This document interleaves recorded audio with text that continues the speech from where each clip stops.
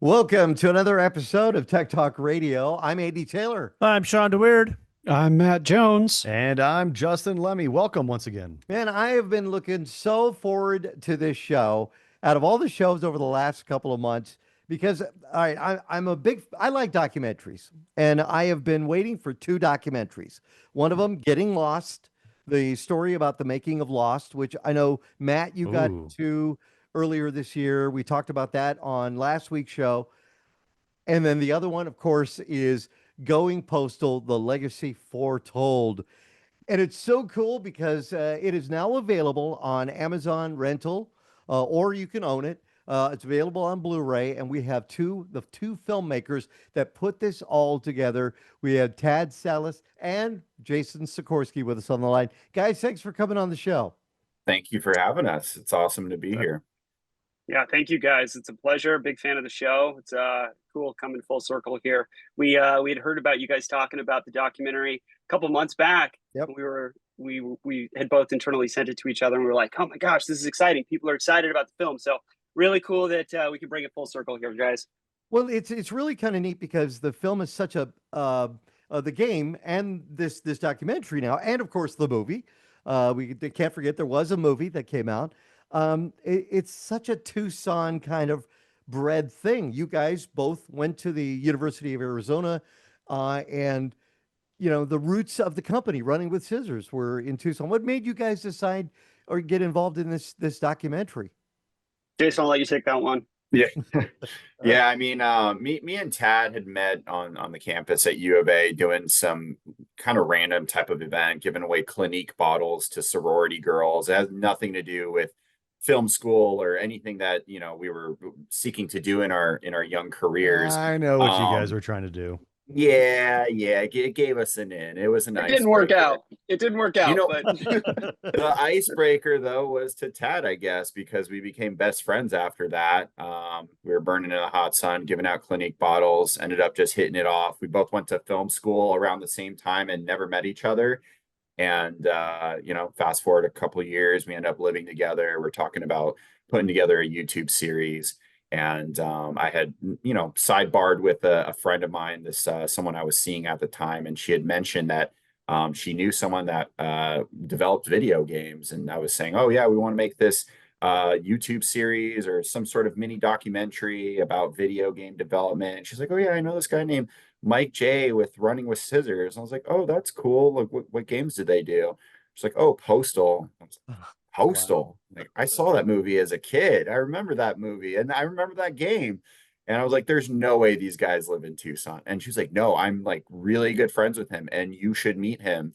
And, sure enough, we're sitting in front of Mike J with a bowl of ramen and talking about the history of Postal. And about an hour in, we were just like, man, I remember thinking to myself, this needs to be a feature documentary. And, I know Tad, after we had met with Mike J, we kind of just decided to pick up cameras and just basically follow them for the next 5 years.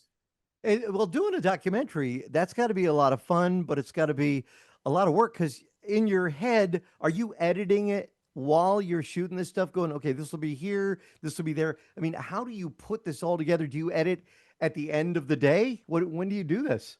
Yeah, that's a great question. No, we didn't edit in our head. We were thinking, hey, let's gather as much content as we can over the course of 5 years.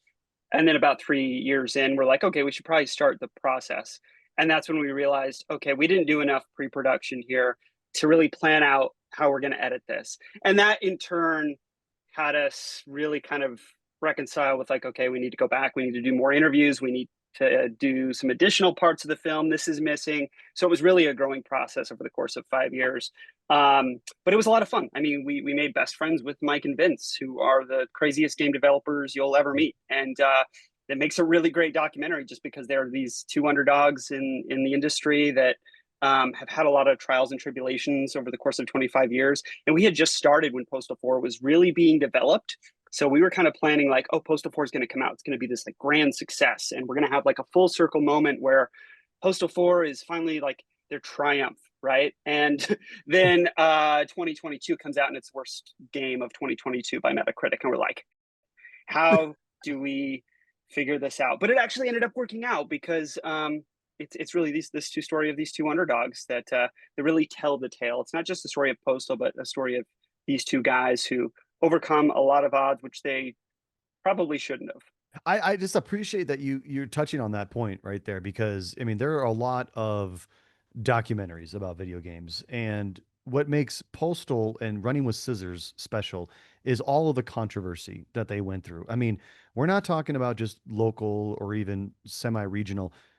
They went all the way to the US Congress. I mean, this was a game that was looked at by senators and House of Representatives and even the President of the United States saying this should not be allowed. And, you know, going back on the freedom of speech, you know, and to that aspect of this. So there are a lot of people out there that say, they look at this game and say, why would you ever want to play this? Or why would you ever want to even be a part of this? And it's not necessarily about the content of the game, but like you said, it's about these two guys who just wanted to do something different. And that's what I appreciate about them. And I appreciate about you guys. Yeah, no, most certainly. And that was half the fun creating this documentary, was just kind of uncovering all these details and putting it together in a narrative. We were just mind blown from everything that Vince and Mike J told us. It felt like a fairy tale. And then we get the archival footage and, you know, the old magazines and the old photos, and it starts coming to life right before you as you're editing it. And you're like, wow, this is real. And we want to tell this story to people, and hopefully they get the reaction that we did when Mike J first told us the story and saying, wow, this is crazy. Yeah, it was. And it's when you talk about the story, because so many people, like, you know, I remember when I was younger and this was going through and it was, you know, national news, but you only got the story through the headlines or the clips from the C-SPAN recordings. You only got like these little bits and pieces of what's going on. So to get an actual like full accounting of everything that went on, all the background information, all the trials, tribulations, the hills they had to climb with that's really something special, because this was a part of the pop culture like phenomenon of video games. It is, if you watch documentaries not specifically about Postal, but like about the evolution of video games, almost inevitably Postal is going to have its own little part and get mentioned, where they're like, and then there was a little game called Postal, and then it'll cut to something like a congressional hearing. But giving it its own time is like that honestly is something really special. Yeah, thank you. Yeah, and we really wanted to give Mike and Vince, you know, their voice in the film too, because so much of what they said in the news back then in the 90s and the late 90s and the early 2000s was they owned that controversy, and they owned it because it helped them get more popular. But it also kind of backfired because, you know, Grand Theft Auto came out at the same time, and they really didn't publicly start talking about all that controversy. They didn't really approve of it. You know, Vince is saying, if you don't like my game, don't play it. Grand Theft Auto really not doing that. So Grand Theft Auto went off to become the trajectory where it is today. Postal's still around, but it's nowhere near that. So we felt like it was important for them to have a voice and to have people make their own opinions when they see the film and hear from them. Well, you also had Grand Theft Auto had its own little bit of heyday with the hot coffee controversy, where people started to pick up on that, and they're like, well, now we have to talk about this, to the point where everyone was like, all right, Grandpa who doesn't understand how the internet or law works, yet somehow is managing both, please go sit down. Can you remind me what that hot coffee thing was? I was just going to ask the same thing, Jason. There was a thing you could do in Grand Theft Auto. I think, Justin, was it 3? That was hot coffee? San Andreas. Yeah, San Andreas. And you could use the hot coffee code, and you could see exactly what your character was doing with all those prostitutes. Oh boy. Oh man. And everyone was like, well, this isn't a game, this is just pornography. And we were like, basically was a little bit of both. Yeah. Yeah. I think it got pulled from the shelves too because of that, and then they rated it. Oh, they had to run a patch. It was like one of the very first patches that was ever released for a game, because before then you couldn't change patch a game. Yeah. Oh Yep. man. Yeah, Thanks, Hillary Clinton. Thank you, man. All right, so you put this together. You got all this footage. What would I have to ask the technical side? And I know Shawn has been chomping at the bit at this one too. Like, what did you guys shoot it on? I mean, we like that kind of stuff too. Stealing my questions, Andy. I knew it. Jason, is it okay if I take that one? Oh yeah, go for it. Cool. It was we early on we started shooting this on smaller cinema cameras like the Canon C100, and then we were using for like B camera stuff like early mirrorless cameras, Sony A73, the Canon 5D Mark III, Canon 5D Mark IV. So that's where we originally started, and you'll notice as you progress throughout the film that the quality starts to kind of get better and better because we were really learning and we were getting more investments into the film as we went along. And we ended up shooting on Red, we ended up shooting on better cinema cameras, the C200, C300 Mark II. But in 2020, COVID happened, and we were like, we can't travel to the rest of the world to do all these interviews. You know, we interview Uwe Boll, we interview Frederick Schreiber, we interviewed a ton of people throughout the world in the industry. That really deterred us from traveling, and so we had to figure out how to hire out all these camera operators throughout the world. Kind of opened my eyes to a new way of filmmaking, that you don't have to be on site as long as you have reliable people that are working with you. So coming up with, you know, the logistics of, you know, different frame rates in different countries. How do we coordinate that based on time zone? It was a challenge, but making sure everything was at least cohesive enough. We were really still trying to figure out as we went along too. So big props to our colorist, Nick Nassif, who really helped us to make everything look like it was cohesive throughout the film, because we did shoot on a bunch of different cameras, Blackmagics, Ari's, Canon Cinema Line. So kind of the full gamut. And that's one thing that I think the next project we're going to go into is we really want to start to just really have a solid idea, at least camera wise. But really, we were trying to adhere to the challenges of COVID and trying to do our best as filmmakers, because we had donors that donated to the film, and we originally wanted to hit a 2022 release. That got delayed quite a few times. But here we are today, and thankfully we've had great response from the audiences who've seen the film, that they really enjoy it. Yeah, I was going to say at the end of the credits, at the end, there is a large thank you screen. Was it crowdfunded as well to help reach the budget? Yeah. Early on, we had crowdfunded through Indiegogo. So it was a successful campaign. A lot of Postal fans jumped on it. Thank you to all the Postal fans that were so patient. Obviously starting out, and when did we put up the campaign? 2020, Ted? 2021 for a 2022 release. Right. There we go. And fast forward 4 years later, here we are. But yeah, we're trying to release it like right around the corner from when we raised those funds. So ambitious. Has Vince been? I mean, he's featured in it. You definitely talked to him. Has he been promoting it as well? Yeah, I mean, he's been great, just getting the word out, asking people to buy it, rent it, helping on the back end. He helped with a lot of conversations and introducing us to the right people that can help us get the word out. So I mean, Running with Scissors as a whole have been very supportive of the film. They've been very, very supportive in just seeing this movie getting out to the fans as much as possible and trying to see to the success of it. So that's been nice. I mean, Vince and Mike J, we owe a lot to them. So let me ask you guys this. If you got to pick the next game or series for your next documentary, just absolutely greenlit, didn't have to fight anyone for it, what would it be? Ooh, good question. Are we okay answering that? Yeah. So our goal, our idea dream here is Duke Nukem. Yes. Oh, yeah.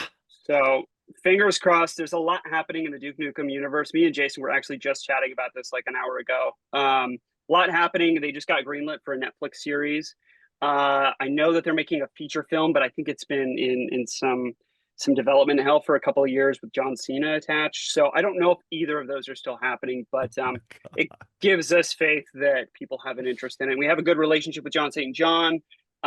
We're actually going to approach him pretty soon. So, John, if you're seeing this, hey, we'd like to do the Duke Nukem documentary with you if you don't hear from us in the next couple of days. John is great. We had him on the show when he started doing the cruise. He was doing these cruises, which was great. I think it was had to be before the pandemic, and it was like phenomenal. People would take the cruise just to be able to meet him. I mean, that's how big his following is.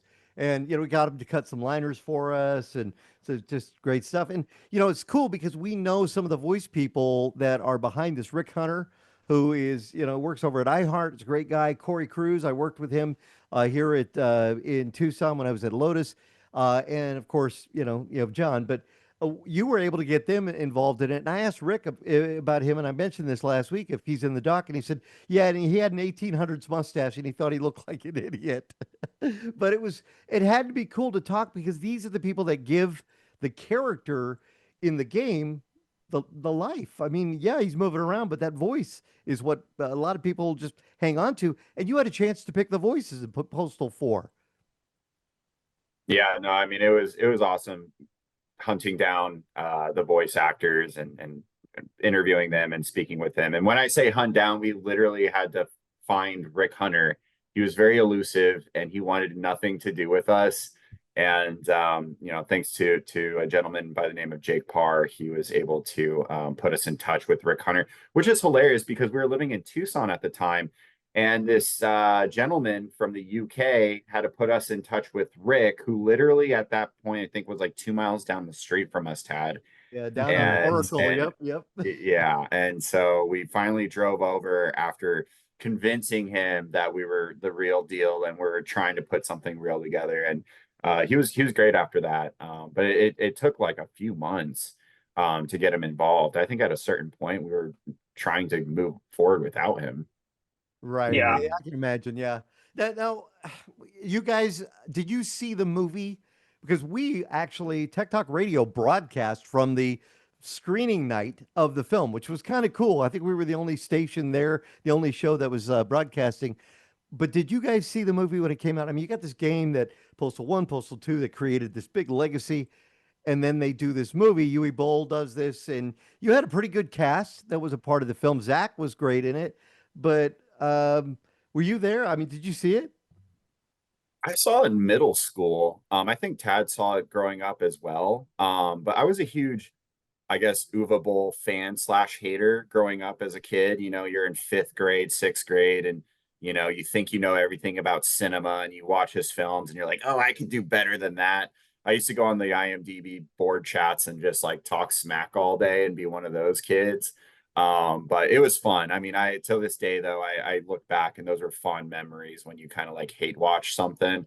There we go. Postal movie. I've got the movie on Blu-ray. Yeah, that's awesome, man. Yeah, it was an enjoyable experience to, there's a lot you can learn from watching. Wait, Vern Troyer was in this? Yeah. Oh yeah. Yeah, I forgot about that. He's in the documentary too. This is great. Like it's originally supposed to be Gary Coleman too as Vern Troyer's character. Right. That's right. Like the new generation does not understand how they're living in like the golden age of video game inspired movies. Like they do not know like the Uwe Boll sagas that we had to get through of like, I'm going to make a Far Cry movie. And we're like, oh, how about Please don't? Let's do anything but that. And not only was one Blood Rain movie made, which was one too many based on that one, there were 2 more. There were 3 of them, and they were, there's movies you can hate watch. And then there's ones where you just finish and you're like, that's time in my life I'm never getting back. That is now gone forever. Yeah. So these new kids, like, they don't understand that we had to go through movies like this, like, to be fair, kind of crap movie adaptation of it to get where we are now. Yeah, definitely.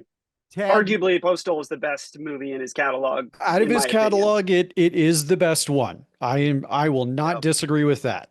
It is also not the most sterling of catalogs if we're looking at it. Now, Tad, you have you've started a company that is kind of it's got a good focus on video games as well. Tell us about this production company that you've created. Yeah, Playtest Network is kind of mine and Jason's birth for video game documentaries. Eventually, we might spiral out and go into regular, filmmaking, but we found a niche that not a lot of other people are doing. You don't find a whole lot of video game documentaries, especially that are produced, mind me saying, well. And that's a part of why we took so long on this first film, because we wanted to have a foot in the door to show to other people, be like, hey, this is what we're capable of. And we wanted to do things right. So we spent $10,000 just on archival footage, just on getting the rights. I mean, we had a full legal process as we went through the whole thing. Like, we wanted to make sure that we could do it right. That's why we established Playtest Network. And hopefully it's the first of many to come. We have a lot of ideas here. Obviously, we talked about, maybe the potential next film. But there's a whole world of films, and Matt, just like you said, there's video game films right now. We're in the golden age. Minecraft, Super Mario, like everything is blowing up, and I think it's a really good opportunity for us to kind of own that other side of documentaries and filmmaking. Yeah, and I'm just so excited what hopefully the possibilities bring. And now that the movie's available on, it's available on Amazon rental, or you can own it, and it's available on Blu-ray. How would somebody get that? Just to go to Amazon? Is that the best way? You can rent it or purchase it on Apple or Amazon. We have the Blu-ray available on goingpostaldoc.com. If you want to check it out, it's also available on our TikTok shop, or on if you go to Running with Scissors website as well. They also are selling the Blu-ray as well. So yeah, a couple different options. Digital is like the big thing for people right now. So obviously, but if you have a Blu-ray player, check it out. I need to get myself a Blu-ray copy of that to go along with this. Oh, we'll send you guys some copies. Yeah, we'll send you guys some copies. By all means, we'd love to get some of your hands. Now, awesome. I would love to make a quick little pitch for a potential. Oh, yep, there it is. Awesome. For a pitch for maybe something in the future for you guys for a documentary. Sweet. It's a game. It's been out for what? Gosh, I want to say, I don't even know now. I don't even know. 2013, 2015, but Project Zomboid. The history behind Project Zomboid. It is, I think it was like a lone developer, or maybe just a very, very small team of developers, but it is a game that has been continuously improving, continuously gaining traction. More and more people are playing it. Even after all of these years, it is by far the best zombie survival game out there. Yeah. No way. I'm going to have to check that out. I'm going to have to note that down for sure. Yeah. I'm looking at Tad's, room, and no offense to you, Jason, but I'm looking at Tad's room there, and I'm seeing all of the memorabilia you have there of consoles and, the controllers. I'm thinking of you guys, if you think about that series that's on history, which is, the cars that made America, the food that made America, the video games that made America, this would be cool about the, how we had the Dreamcast, how we had, I remember playing Flight Sim when it was, on Microsoft, and you could hit a key and it would go to an Excel spreadsheet. Games have come a long way. Or even just the part of that story, Andy, is how we almost didn't have the PlayStation.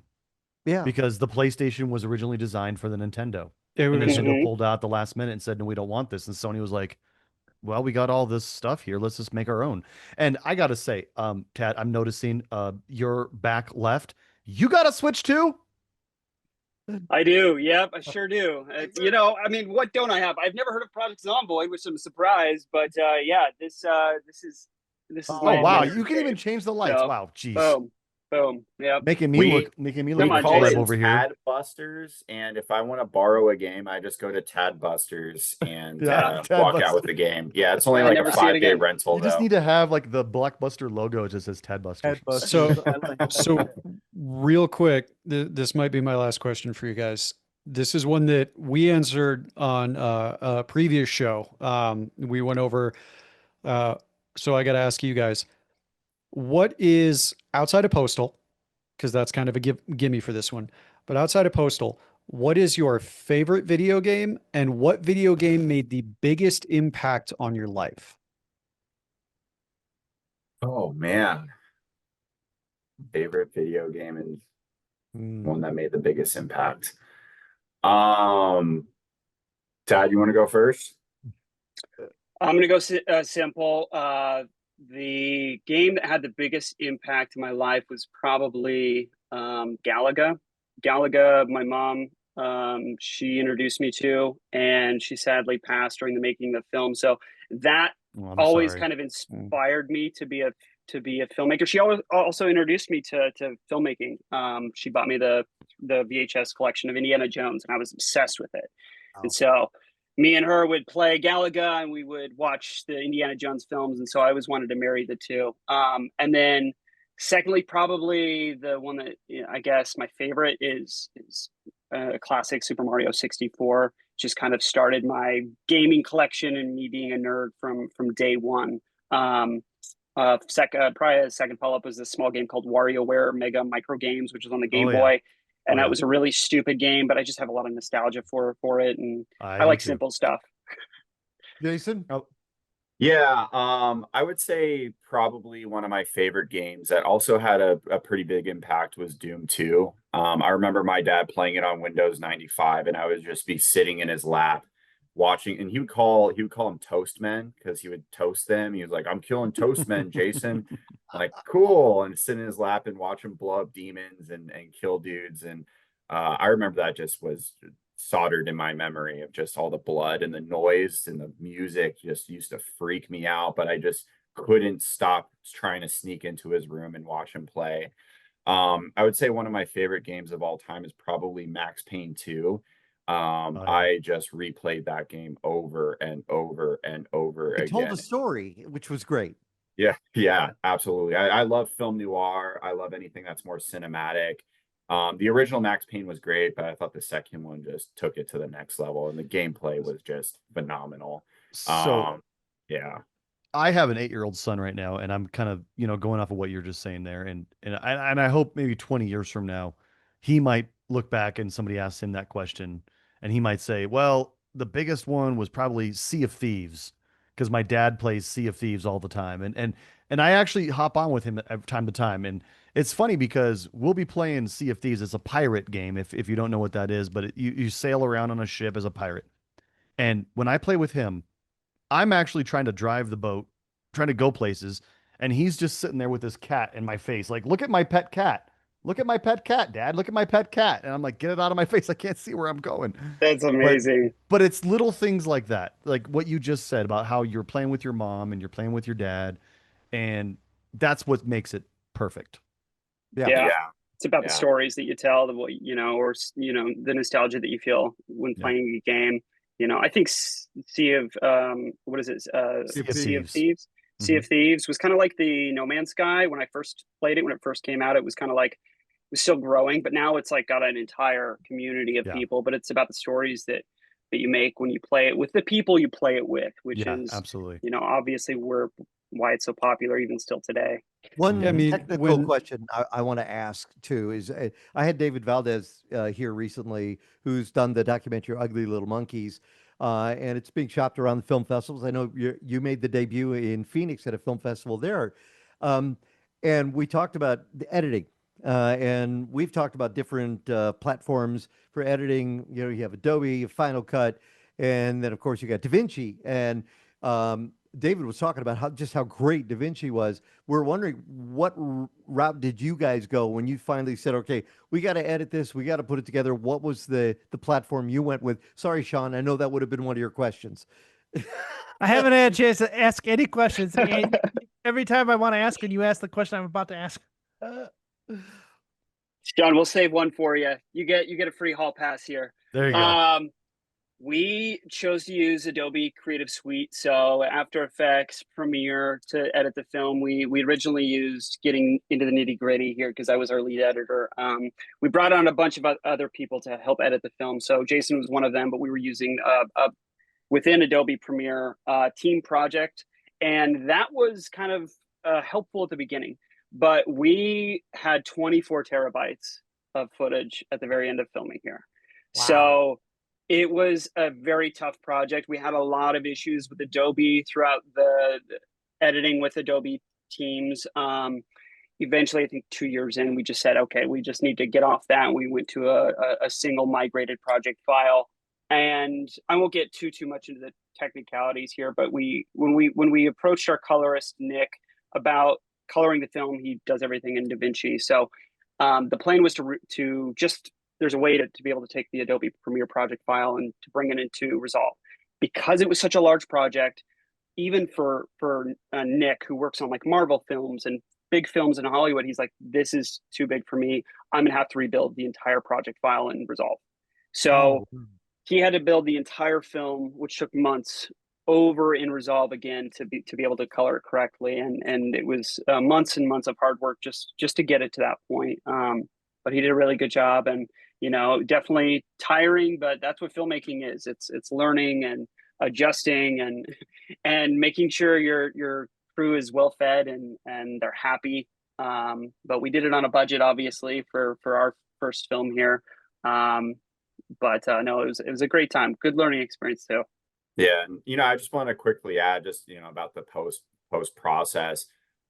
Me and Tad both work full-time jobs, and Tad runs his own business, and I work full-time in office doing something else in music entertainment. But we'd do a 9 to 5 basically, and we would get off and maybe eat or go to the gym real quick, and then I would go over to Tad Busters, and we would edit the film for like another 5-6 hours. And I would leave his house at midnight after waking up at 7 or 8 that morning and working all day. So, a lot of days were 12 to 16-hour days for 2 jobs for 2 years. Tad would continue editing a couple hours after I left because I was just tapped out. And so we did that multiple times a week for a long time. And it was exhausting and grueling. When I first got into the business, Jason, I worked for a film company in Newport Beach, and it was all done on 35 mil. And can you imagine if you guys were doing this in 35 millimeter, how much fun that would be? Oh man, going, we were talking about this before we started the show, but recollecting back to film school, I remember editing an experimental film on actual film and splicing it. And, I remember that took like 8 hours for 1 minute. Obviously it could have been faster if we knew what we were doing, but I can't imagine handling 35 like that. That's crazy. Technology is good for you. That's a very awesome experience, though. Oh, it was good. Technology has come a long way, not only in what you guys do. This documentary you've put together, it's called Going Postal: The Legacy Foretold. It's available now, and definitely if you're a big fan of filmmaking, you're a big fan of the documentary, you're a big fan of video games, especially Postal. To see a game that was kind of a game changer. Definitely want to take a look at this one. And like I said, we've had Vince on the show, we've had Mike J on the show many times, and we're just really jazzed that you guys have been able to put together a really great documentary. How was the reception at the screening? How was that? Was that a lot of fun?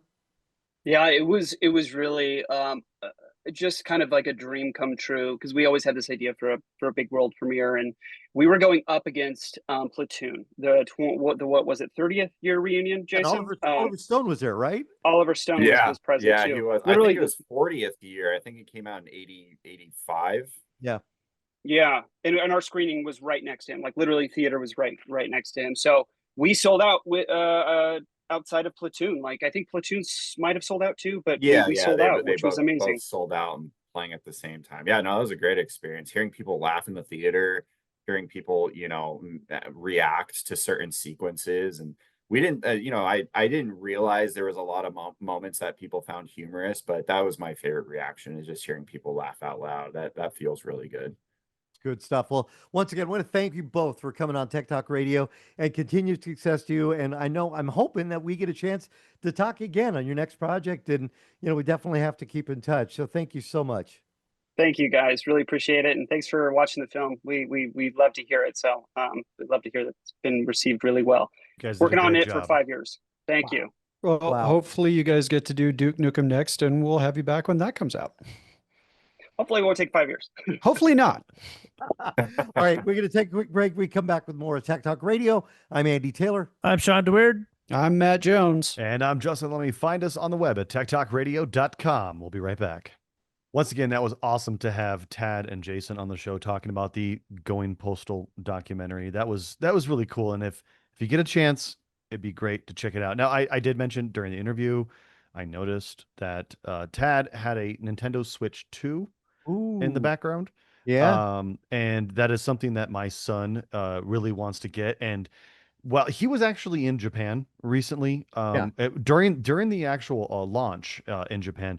And Eric and my wife Misa were actually went to one of the many, many stores that would sell video games.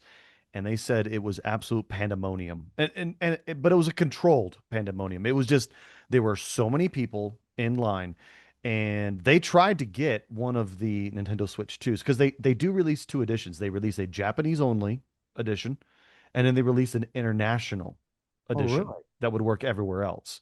Right. So they tried to get the international edition thinking that you could probably get those because all the Japanese people wanted the Japanese only edition. You could not get one anywhere. And meanwhile, I'm here back at home by myself.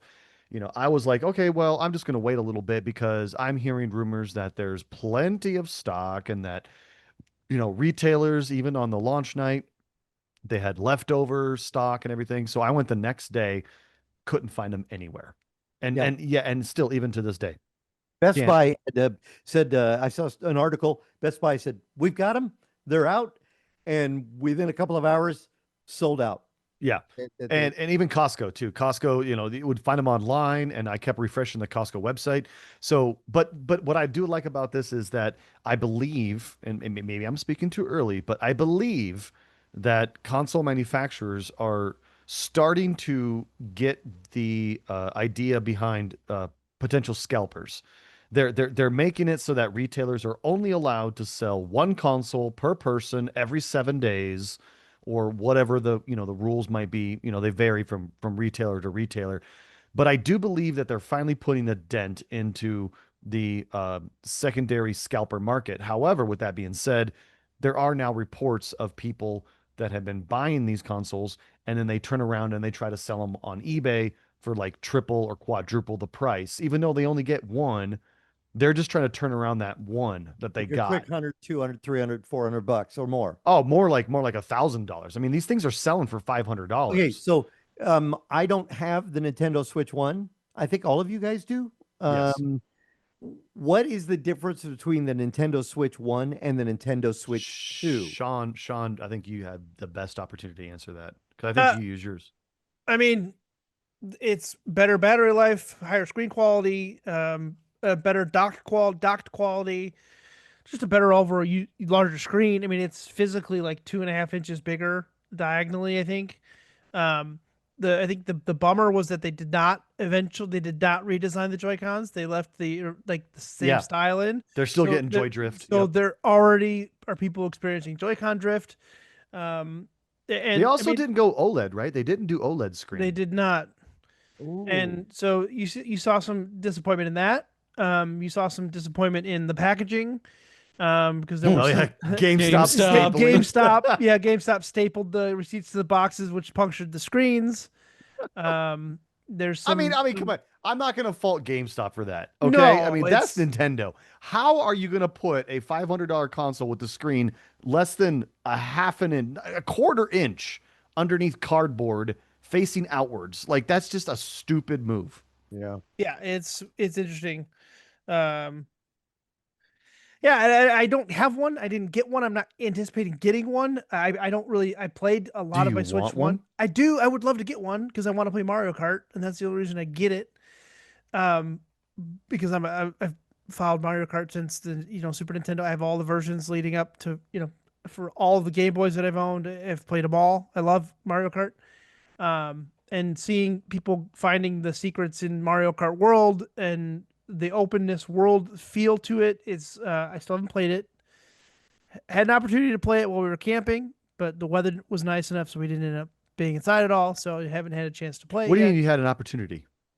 Well, my friend Steve got one. Oh, he did. Okay, so he went with you came camping with us, and because the weather was going to be garbage, he brought it because like if the weather's crap, we could just sit inside and play on the TV or whatever. But the weather was nice, so we ended up doing stuff outside. But so I haven't had a chance to actually have hands on. I think my brother has one. He's coming over tomorrow. I hope he brings it. But yeah, I'm excited for the Mario games. Those have always been my favorite ones to play. I mean, I did get Breath of the Wild originally when it came out. That's a great open world game for those of you who are in the Zelda franchise that want to play that. I'm excited to see what they can do with the Zelda franchise going forward. I know Tears of the Kingdom is gonna be... Well, they're making a live action Zelda, aren't they? Correct. Now, if I mean, can you play your Nintendo One games on your Nintendo 2, your Switch 2? So if you do decide to upgrade like you, Justin, and Eric wanting to have that, would you be able to do that? I believe that the Switch 2 is backwards compatible with Switch 1, and there are reports that even some of the Switch 2 games are backwards compatible with Switch 1, although that's not been completely proven. Yeah. I just double checked that for us. The Switch 2 is backwards compatible with original Switch games with a couple of caveats.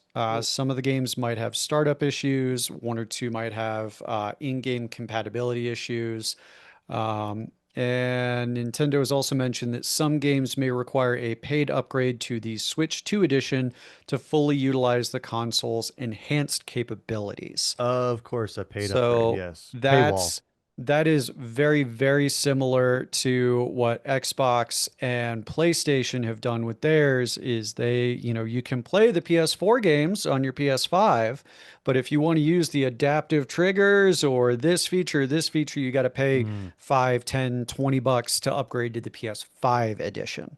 Is this going to cause, Sony and Microsoft to up their game when it comes to their consoles? No. I mean, Microsoft just basically came out and said they want to make the Windows platform the best gaming platform that exists. So I really think you're going to see a push for just Windows-based gaming that is available for live streaming on consoles. So if you have an Xbox, you can see it. You can live stream your games from your PC. I really don't see many more generations of consoles coming when PC parts and PC components are relatively inexpensive that can still play some of the top-tiered games. And consoles, I mean, the consoles wars were when PC parts were it was hard to play PC games because you couldn't, the components were so expensive.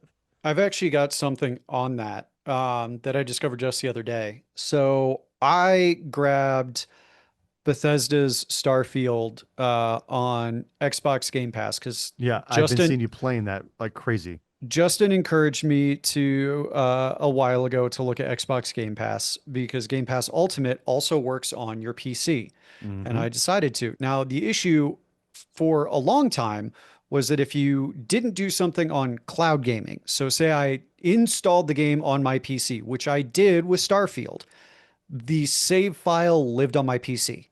That's it. Well, the other night, as we know, I started a new job, and I've been going in office, having a commute and everything. And I came home one day and I was just like, hey, my commute's longer than yours there, Chiefy. I got home and I was just tired and I was like, you know what? I'm just going to install Starfield on the Xbox. I'm going to roll a new character. I just want to sit on the couch and play a game. So I now have a Series X Xbox as well, and I installed Starfield, and I kick it on, and I'm like, okay, let's go in, and Starfield loads up, and then another loading screen comes up. It says loading Starfield data, and I was like, what more do you have to install before I can just play the game? Great. And it goes through the loads, and the game quick reboots, like a soft reboot in game, and it comes up, and it's no longer new game with everything else grayed out because there was no save data. It says now continue.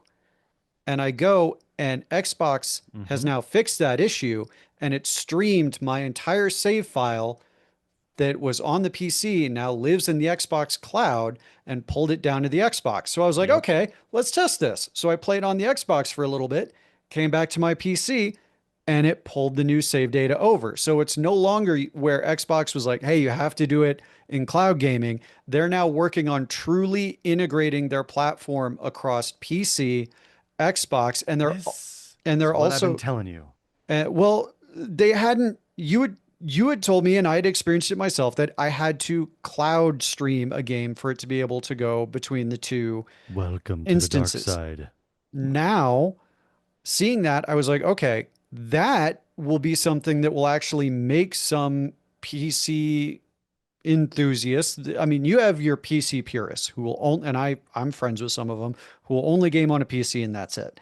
But if you've now got this where I can play on my PC and then if I want to go play on a giant TV somewhere, it'll stream it over, like bridging those two ecosystems was brilliant. And now there's rumors that they're in talks with other game store providers. You've got Epic Games, you've got Steam, you've got GOG, which stands for Good Old Games. And it's going to go right up against Steam. Yeah, you can buy it wherever you want. You can buy it on Steam, but then we're going to integrate it all into our platform so you can play it on PC or whatever the next Xbox is, which Microsoft has already come out and they're like, the next Xbox, by the way, is basically a PC. Well, yes, and it's going to be a handheld, and that's where gaming is going. I mean, there was rumors and rumors. Lenovo has one. Yeah. Well, there was rumors and rumors and rumors for months about these handheld, gaming PCs. Like Andy said, Lenovo, even Asus ROG released ones on their own. But then, all of a sudden, Asus ROG comes out with an official Microsoft handheld. And then all of a sudden, people were like, oh my God, the Microsoft handheld rumors are dead. This is the Microsoft handheld. And then just a couple weeks ago, Microsoft's like, no. No, hold on. This is just a placeholder. Like this is not the official next Xbox console. There are still really strong rumors out there that the next Xbox console will be handheld only and be based entirely on the cloud.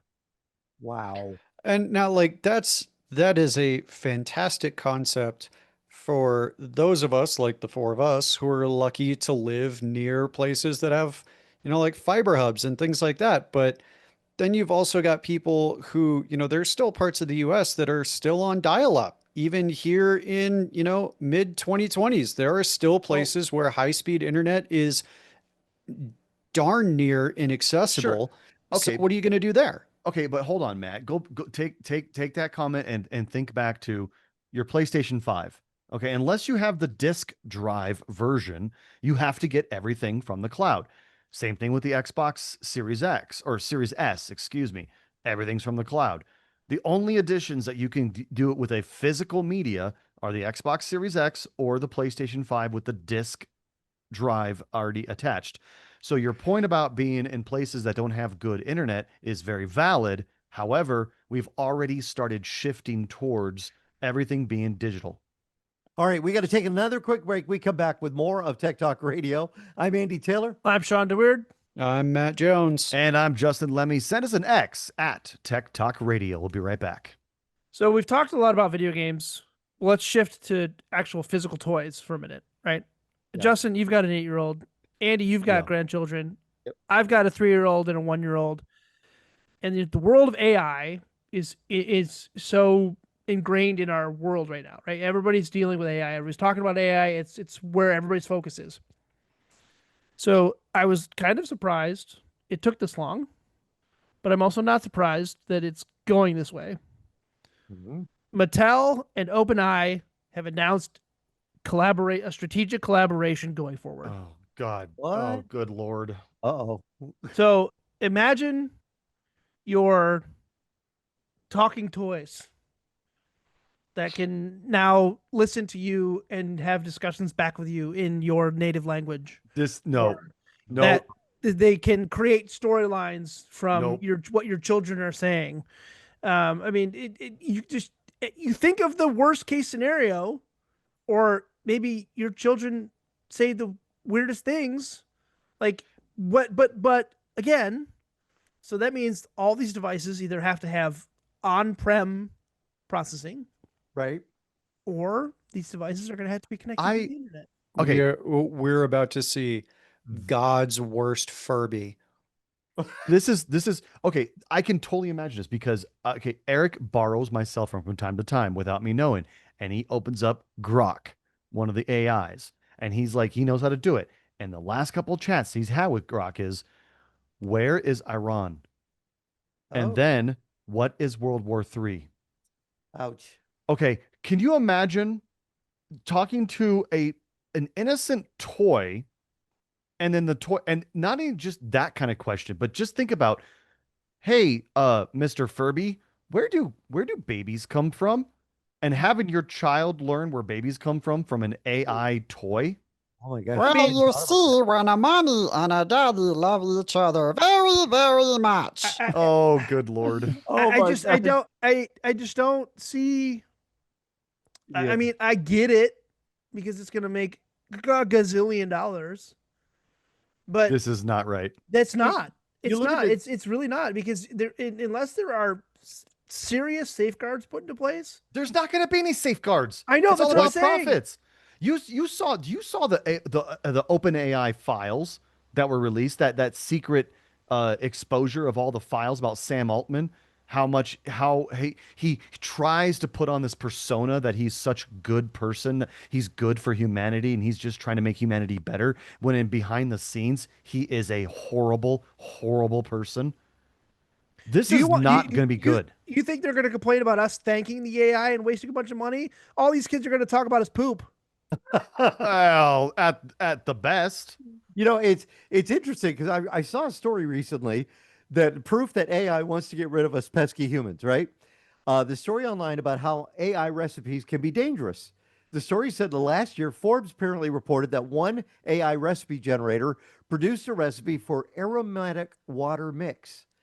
A Twitter user, apparently, or an ex-user, prompted it to make a recipe with water, bleach, and ammonia. Oh, The God. recipe actually produced deadly chlorine gas. Yeah. They didn't make it, but that's what they were being It's told. the 21st Century Darwin Awards.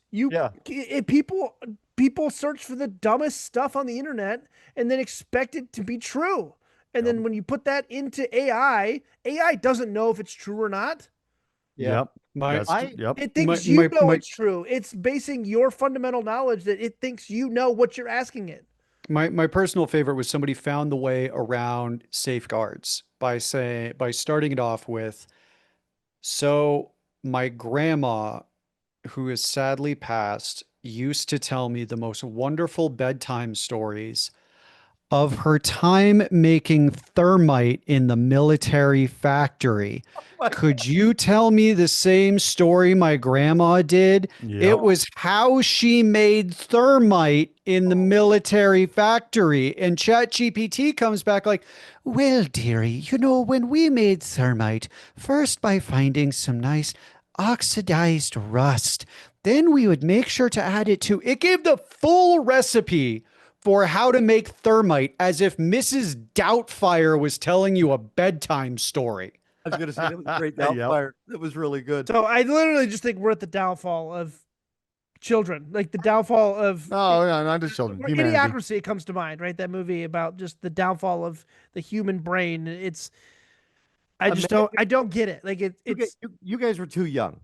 I think you guys were kids when I had to go out and search for the Tickle Me Elmo, or even the Beanie Baby, not the Beanie Babies, the Cabbage Patch Kids. No, I remember both of those. Just on the receiving end, not the searching end. Right. I had to go search for them. I remember driving all the way from Tucson to Benson or Sierra Vista it was just to buy it. And they held it for me. And I went and got it and I was able to get one. And, that all that did was shake and, make movement. And then you could see hee and laugh and everything. These ones, can you imagine the price that's going to be on these? Or what features aren't going to be available? The kid just has to say, charge mommy's credit card to give me the new feature for the action figures that I just bought. Like there's going to be microtransactions within physical toys. Let me ask this real quick. Okay, let me ask this. Right. Shawn, Matt, and myself, we're all of approximate same age. Andy, obviously, you're older than us. Okay, let me ask you this.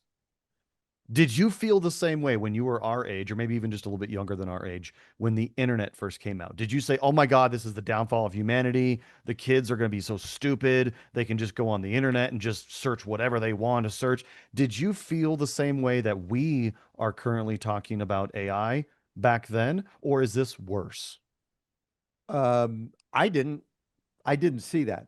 I think when the internet first came along, it was like, oh, that's cool. I remember going to Egghead Software and getting a demonstration of the Apple computer there that could talk. And of course, Dr. Spatzo and on the Creative Labs one too. I didn't feel that. I have not really felt that doom until we have started to get into AI. Oh, great. We're screwed. Can I jump on that for 1 second? Because there was something that was, I think, that points to a very fundamental difference between the two scenarios you posed. When I was younger and we were getting into the internet and like the school's like, oh, we've got internet now. Cool. We had classes on Do not trust everything you find on the internet. Yeah. Verify with additional sources. We don't have those anymore. Here's how to properly search. Here's how I had a class on how Boolean search languages worked, which for the younger listeners, Google what the Boolean search language is. Your Googling will rapidly change. But we had full classes on like internet safety and internet know-how and being made sure to, you know, verify everything. So we somewhere in like, honestly, like a 25-year period, took those lessons that got instilled in my generation of like verify everything, do not trust anything on the internet, to now it's on the internet, so it's got to be true. And that mentality with like, oh, it's an AI. AIs are supercomputers, so it's clearly going to know what it's talking about. It's No, they're definitely not the right answer. supercomputers. They're It's- large language models. They do is scrape the current internet.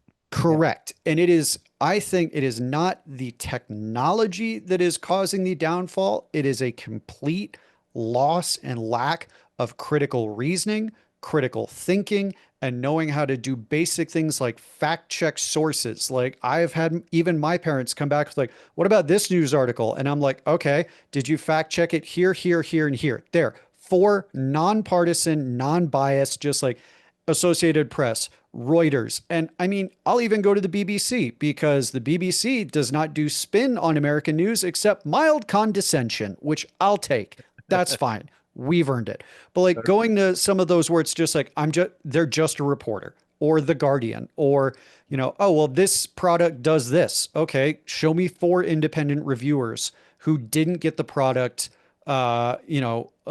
paid endorsement for the product. Like just that critical faculties, we've lost it.